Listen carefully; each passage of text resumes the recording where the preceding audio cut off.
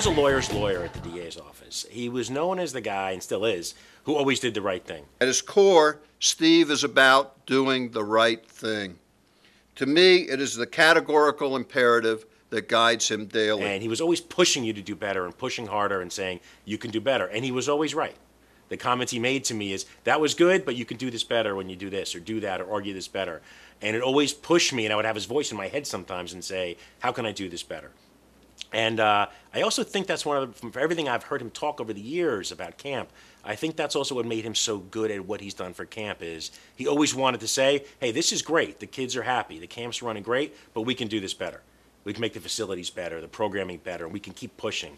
And I saw it at camp, and I saw it at work, and I think it's a real tribute to his dedication and his commitment to always wanting to improve. He was persuasive, relentless, for a good cause. Maybe a little annoying sometimes, but he was very persuasive, and his heart was always pure. Steve, in many ways, I would call you an irritant. That's a very positive word now. An irritant in the way that you will not let things sit. You need to argue.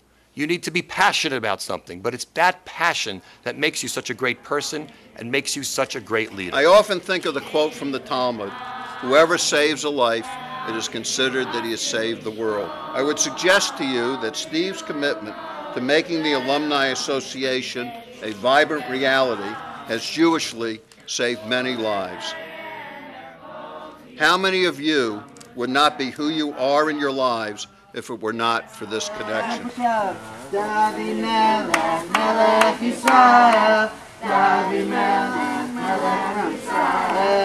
was a Sunday afternoon. While walking down to the lake to check on the preparations for the Sunday night Big Bash, I noticed a lone figure standing by the lake, looking into the horizon. When I got closer, I recognized Richie. "Are you okay?" I asked.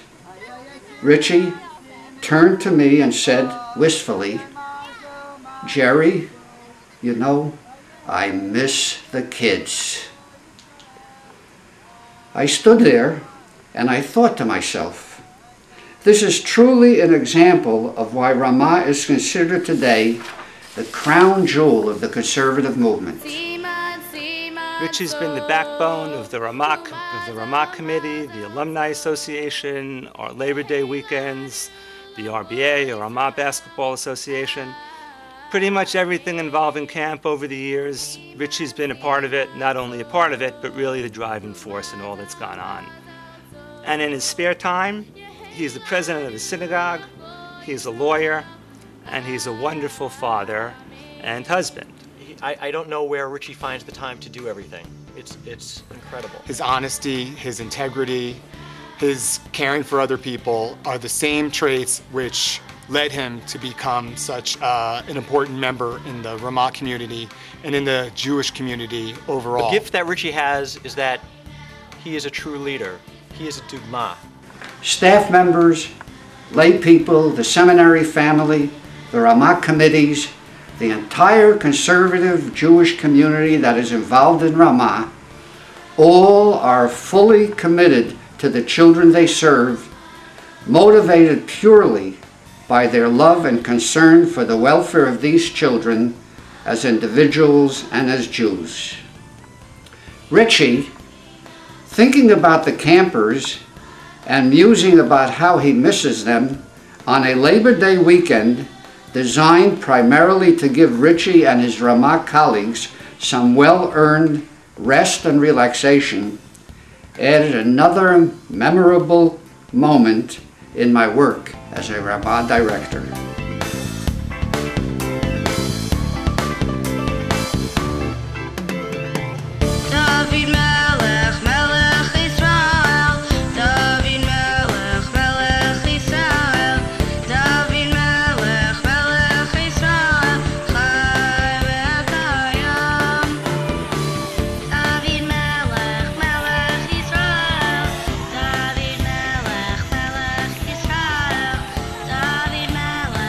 Today we're here to honor you, Steve's work and your work here, and how you've worked so well together.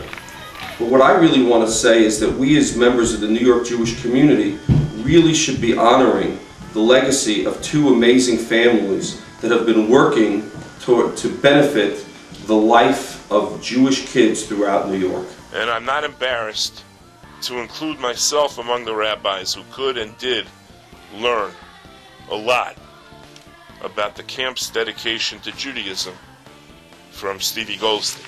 An amazingly energetic, insightful, and dynamic leader, my friend Stevie.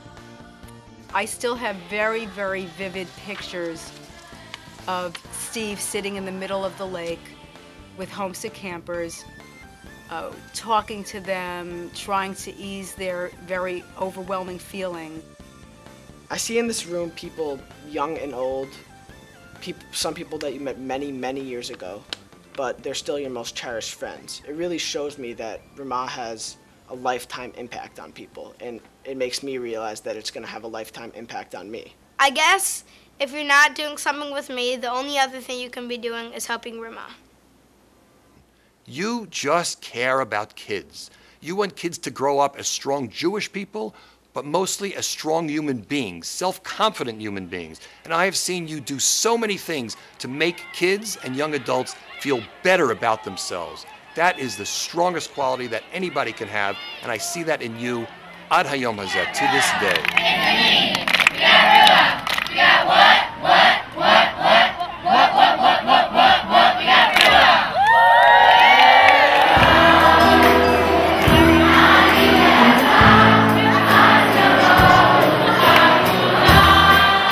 Tonight, my friend Steve, it is your turn for the community that you deserve so much credit for creating, to thank you and to recognize that we would be that much less individually and collectively if you were not in our lives. Steve, I know that in my life and my career, I do better, and I am better because of my relationship with you. And I know so many people who say that because of Steve Goldstein, they are better people. What more can someone say to give honor and praise to you tonight in this wonderfully deserved honor that Camp Ramah and the Berkshires is giving you? Kol hakavod. Steve, mazel tov on this well-deserved honor. I know you must be thrilled, because what makes you happy is having your friends and family around you. And even more so when they're around you at camp. So I know at the end of this night, you're going to turn to the love of your life and say, Marlene, that was a great dinner. But you know, it might have been an even better one if we held it up at Camp Ramah. Mazel tov, Steve. The one personal statistic he's ever cared about over the years is his assists. For those of you who don't know, a person gets an assist when he or she passes the ball to somebody else, and that person gets credit for the basket. And this is emblematic of Richie in a lot of ways, his personality and all that he's done for camp. He sets things in motion. He does the grunt work and then sits back and lets other people take credit for his work. Richie would do anything for his family, his friends, and for Camp Ramah.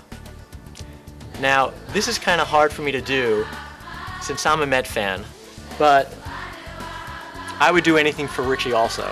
So, just for today, Rich, Mazal Tov on your wonderful honor. You are a treasure to camp. You are an inspiration to me and to others, and we all love you.